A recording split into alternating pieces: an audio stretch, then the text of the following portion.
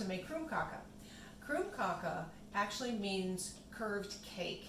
It's not really a cake, it's really more of a very, very thin cookie that is decorated on both sides because you put it into a Krumkake iron to make it. This is what they look like back in the day when they used to make them. And actually some people still make them with this. It has a design on each side of this, and when the batter is put into it, you squeeze it together and then it's cooked over the fire, and then they leave it on for about 30 seconds and then it's flipped over and another 30 seconds or so too. Times of cooking might vary depending on how hot your flame is, but usually it's over a medium heat. Now I'm not going to use this kind, however. I'm going to use an electric Krumkake maker.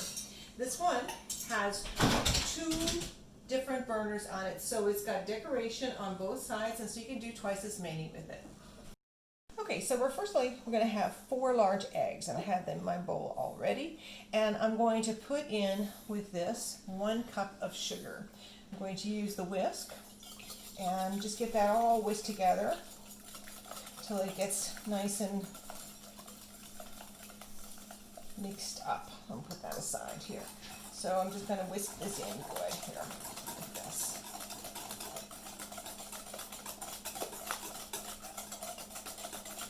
And you just do it until you get kind of a nice light yellow color, and it looks like it's all mixed in really well.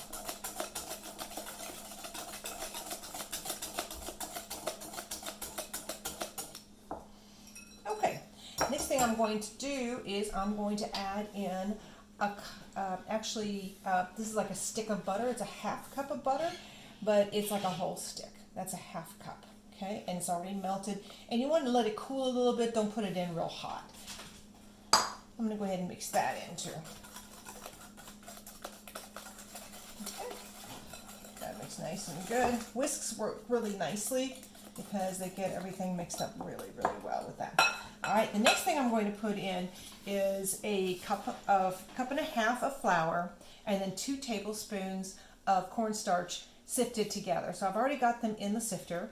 Cornstarch is already in there. So what I'm going to do is just sift some of this in, and the sifting helps it get nice and mixed together and gives you a nice light flour mixture here. So let me get that much in, and then I'm going to mix that up, and then I'll add the rest.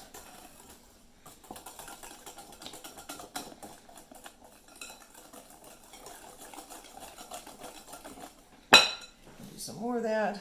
Maybe I try to mix and sift at the same time. I think I can. No, I really can't. Okay.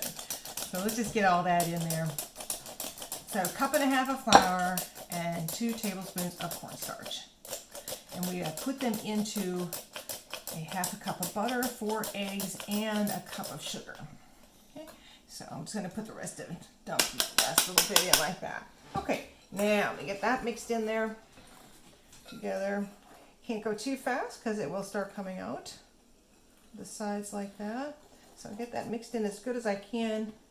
And it's getting thickish, so I'm going to probably have to switch over to a rubber scraper in just a second here. There we go. That's good. And I can get that mixed in. Ah, yeah. There we go. Now it's looking like cake batter. Yes. All right, now, last little thing is you're going to put in your spice, okay? I'm going to put in my vanilla, okay? 1/2 teaspoon of vanilla extract. Put that in, and then I'm going to use cardamom. And this is a spice that is used a lot in Scandinavian cooking. It's used in Swedish meatballs, other types of cookies. It's kind of got a little spicy taste to it. It's kind of looks or tastes a little bit like ginger and nutmeg sort of mixed together, but it has a really unique taste. And so a lot of Scandinavian cookies and cakes and different kinds of dishes are going to use cardamom, so that's pretty common. So I'm going to go ahead and just mix this all in. You can also do other spices if you want to do that in here. I think I've heard of some people maybe using a little bit of orange extract, possibly. You can use almond. Almond is very, very common to use in Scandinavian cooking. So So a lot of their cookies and cakes have almond in them. I'm not going to use that today. I'm just going to go with the kind of the traditional cardamom.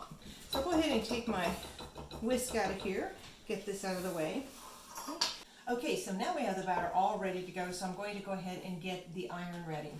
Now with this iron, they recommend that you spray it with either some of this cooking spray, just some canola cooking spray, some type of vegetable spray, or you can wipe it down with some vegetable oil. Whatever you want to do is fine.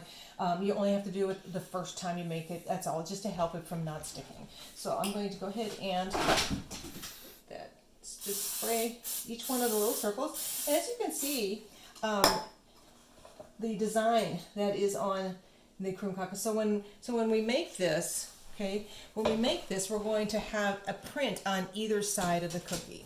All right, so I'm going to take about a tablespoon of batter and put it on each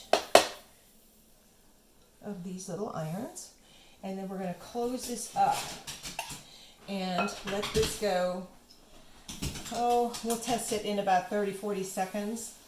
Because we have the iron on both sides, it doesn't take as long as maybe if you were going to do it on the stove. So we'll let that go for about 30 seconds. Okay, so let this one go just a little bit longer than they say.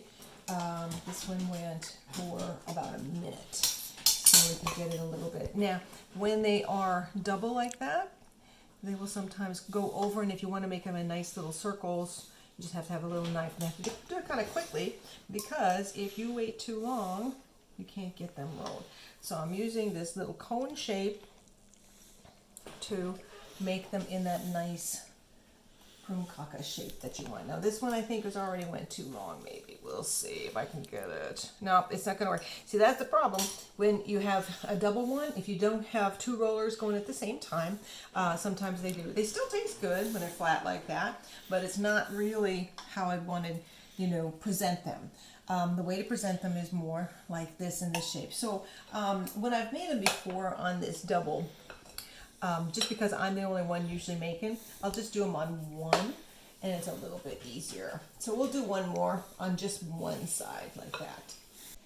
Okay, so we've got just a single on this one, and it's going to be a little easier for me to work with this one quicker. So I'm just going to take off that little rough edge, and that little rough edge we will just eat, so it's not going to waste or anything like that. And I just usually hold it just for a little bit, and then you put it on there, and you slide this little cone out. You could use, and it makes a nice little round. It looks like a little cannoli roll right there. It's just a little thinner. It's a little different type of batter than a cannoli would be. This is a little bit thinner, a little bit lighter, but it's very, very similar to that. This is a metal shaped cone that I have. There's some fancy ones you can get that are wood. They have a little handle and everything on them too. So I use this one though. This is what came with my set, so with the original. So that's what I'm using now, but it works. Some people do like to have them flat, and they store easier when they're flat, but they're more fun when they're like this, because then you can fill them with whipped cream and different things like that too. Some people like to put like fruit or like a fruit whip in it, or just whipped cream. Sometimes I dip them in chocolate, and they're just really good. It's a tradition that I grew up with. Always at Christmas time we made Krumkake, and it was always fun. So I've been making them here with my family and kind of carrying on that tradition as well. So that's how you do the Krumkake. Just a little bit on each one. And again, I'm going to just keep on using the one side. It's just a little bit easier for me to do that because I have one. If you got two rollers, then you can do it a little bit quicker. But we only have one of these, so we're going to do that. All right, so we're going to show you what we like to do, how we like to eat the Krumkake. So Joe, would you like to have the first one? Sure. Step one, hold it. Step two, whipped cream.